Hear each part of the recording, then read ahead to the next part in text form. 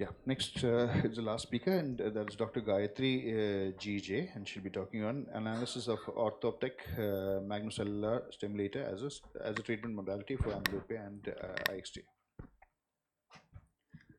Good morning all. My topic is analysis of efficacy of orthoptic magnocellular stimulator as a treatment modality for amblyopia and intermittent exotropia.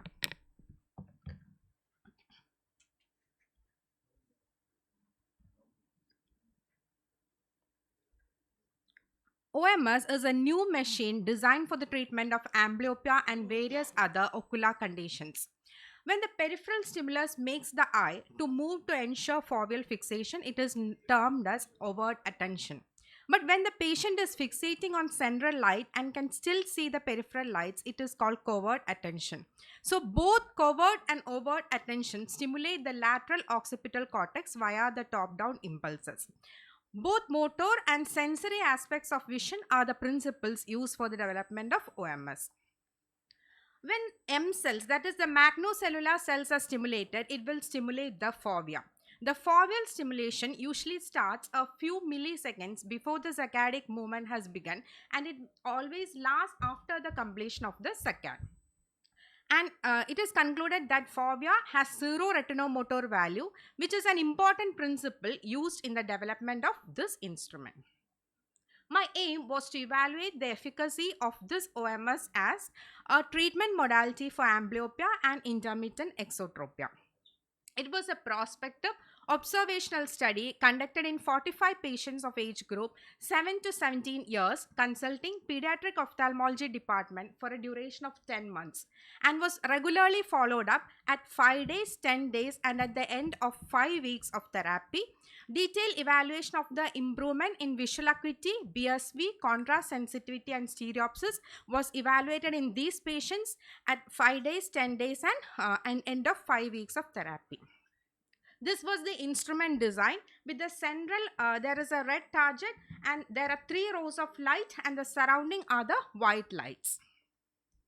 This was my treatment protocol. The patient was made to sit at a distance of 1 meter, wearing his or her own correction, and the full cycle was done in 4 cycles, full exercise done in 4 cycles of 15 minutes each, 10 for the amblyopic eye and 5 for the better eye.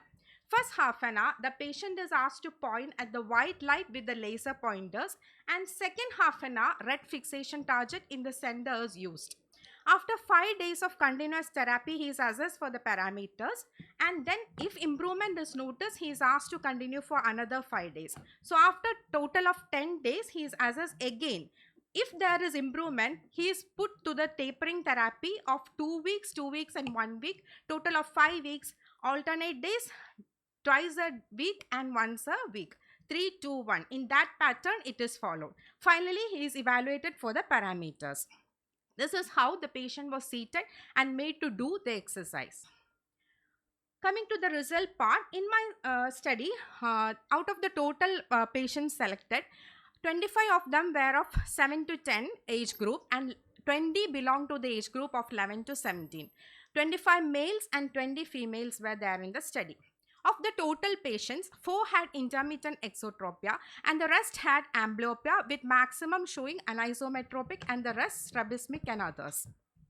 We noticed an improvement in visual acuity and correlated statistically also, comparing baseline and at the end of 5 weeks. Similar improvement, though not statistically significant, was noted in contrast sensitivity also, comparing the baseline and the week 5. The stereopsis also was noted to increase after the therapy, but was not statistically significant, comparing with the baseline and at the end of 5 weeks of therapy. More patients after the therapy fell into the 2 age groups of 120 seconds and 60 seconds.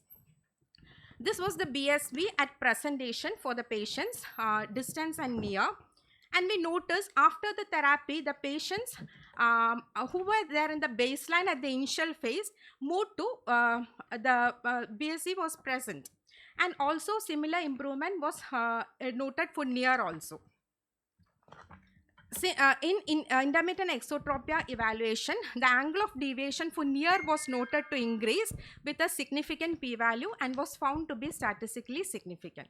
Coming to the discussion part, in our study we observed that the visual acuity has improved in both age groups and there was an overall increase in visual acuity compared with the baseline value at 5 weeks, which clearly brings out that this therapy for amblyopia is not only limited to a certain age group.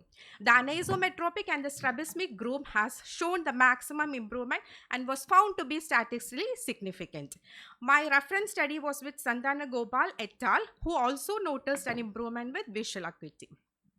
The contrast sensitivity, though not statistically significant, has also noted to increase in comparison with the baseline value at the end of 5 weeks. My reference was Gupan et al., who also told that contrast sensitivity did not return to normal range simultaneously. In anisometropic patients and strabismic patients, anisometropic patients showed significant increase in stereopsis, but strabismic patient it was less, which defines that binocularity is impacted to a larger extent in case of strabismic amblyopia, supported by the study by Lee et al. BSV for distance and BSV for near, which also showed an improvement. An angle of deviation in IXT patient showed improvement. For prism diopter, more improvement was considered significant in supporting the study by Vinita et al. The limitations of my study was due to paucity of time, the long-term stability couldn't be taken into consideration. Number of IXT patient was less and factors like whether the gain persists even after cessation of treatment need to be looked upon and definitely need more validation. So I conclude this device is definitely a non-invasive and safe treatment option for patients with amblyopia and IXT. It paves a new path for the treatment of amblyopia beyond the so-called period called critical period. It is definitely practical to use this instrument regardless of the age, that is even beyond the age of plasticity, because it stimulates the attention area in the parietal cortex, which in turn stimulates the V1 area via top-down impulses. Thank you. Thanks a lot for the patient list. I have only one question. How many of your patients were wearing glasses at the time of start of therapy? That total of 35 patients were 45 patients were No. How many were there already wearing glasses at the time of therapy? Madam, we advised this therapy for those who found that we were not improving with refractive correction. So most of the majority. Did you give a trial of patching before you started them on this therapy? Yes. All had. Yes. All 38 patients. Most of them had.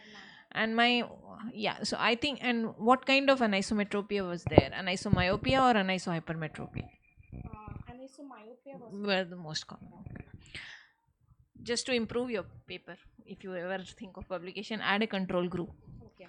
With the and don't include intermittent exotropia, which did not show any improvement in anything. 4PD does not make any sense. If somebody is 35, comes down to 31, you are still going to operate.